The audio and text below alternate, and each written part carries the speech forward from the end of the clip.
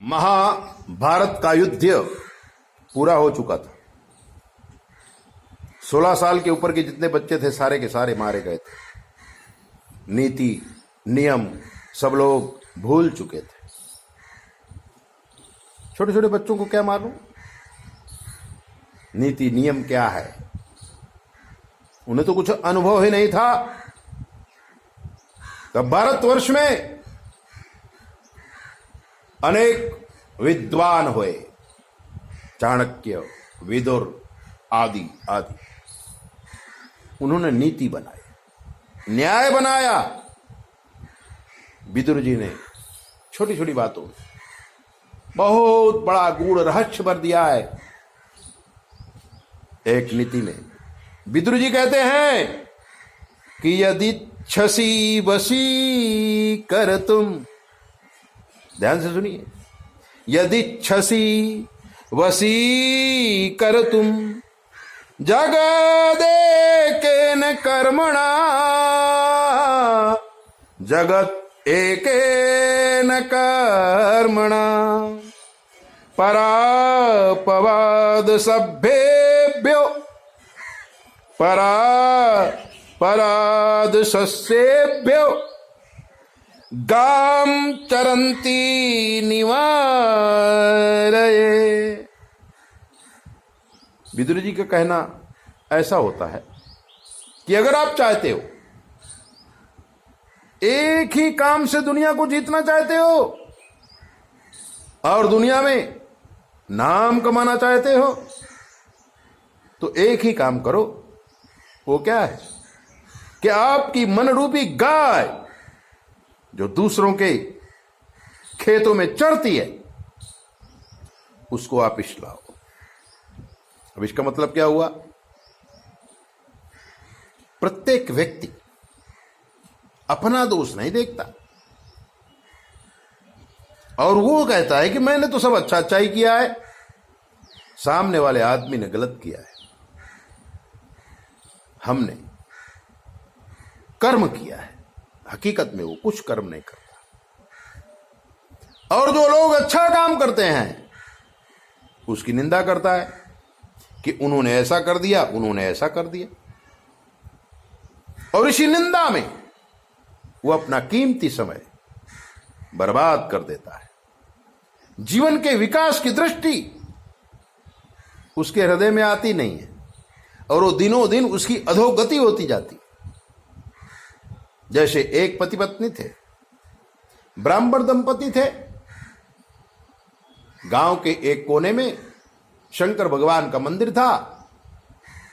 वहीं पर ब्राह्मण दंपति रहते थे। ब्राह्मण सुबह सुबह यज्ञ इत्यादि क्रिया करके ब्रह्म ज्ञान देने के लिए चारों दिशाओं में जाता था और वहां से धनोपार्जन करता था, काफी पैसा कमा के लाता था और अपनी पत्नी को देता था। लेकिन पत्नी पूरे दिन घर में ही रहती थी। उस समय टेलीविजन के, फोन के कुछ था नहीं। तो वो जो चंचुला नाम की ब्राह्मण पत्नी थी, उसने सोचा टाइम कैसे पास होगा, तो गांव की कुछ औरतों को बुलाती है और गांव के घर घर की बातें बना बना के झूठाई का निंदा करती। उसकी बहू ऐसी है, उसकी सास ऐसी है। गांव से अगर कोई बहू अपने मैके चली जाए तो कहानी बनती थी, जरूर घर में झगड़ा हुआ होगा। देखना अब ये मैके से लौट के नहीं आएगी, क्योंकि सुना है मैके में उसका कोई प्रेमी रहता है। ऐसी गंदी बातें सोचे समझे बिना वो ब्राह्मणी लोगों को बताती। और अगर कोई लड़की अपने मैके पे ज्यादा टिक जाती गांव में, तो ब्राह्मणी कहती देखा उस आदमी की लड़की बहुत दिनों से मैके में है, ससुराल से झगड़ा करके आई होगी।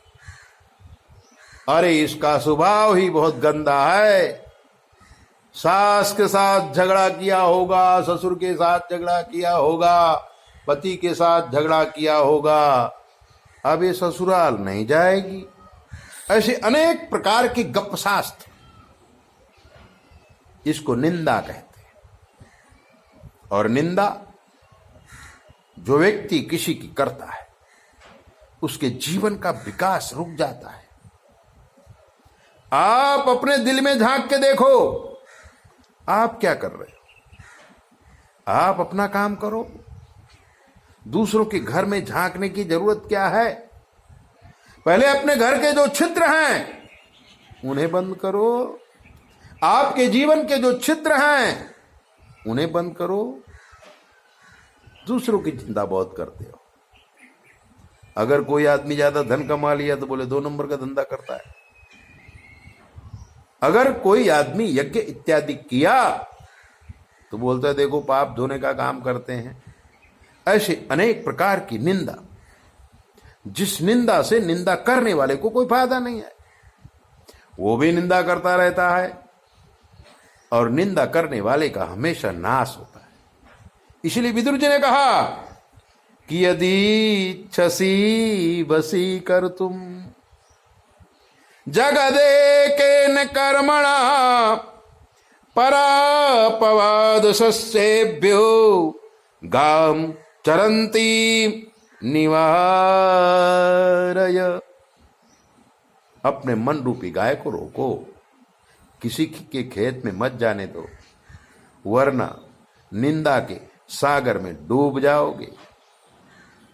और किसी की निंदा नहीं करोगे तो जग जीत जाओगे। पूरी जगत आपकी पूजा करेगा जब आप किसी की निंदा नहीं करेंगे। इसलिए मित्रों, आज से नियम ले लेते हैं कि भले सत्य हो लेकिन हम कभी निंदा नहीं करेंगे, क्योंकि शास्त्र में कहा है सत्यम ब्रूयात प्रियम ब्रूयात न ब्रूयात सत्यम अप्रिय। सत्य बोलो लेकिन ध्यान रखो सत्य प्रिय होना चाहिए। कोई सत्य अगर अप्रिय है तो उन गंदे शब्दों को अपने मुंह में ना आने दो। इससे अच्छा यह है कि श्री राम जय राम जय जय राम, श्री राम जय राम जय जय राम। अगर आपको नहीं रहा जाता है तो भगवान का नाम लो। किसी की निंदा करने में आप परेशान हो जाएं।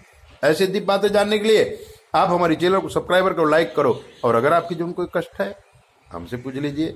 शास्त्र के मत के अनुसार हम आपको जवाब देंगे, वो भी बिल्कुल फ्री।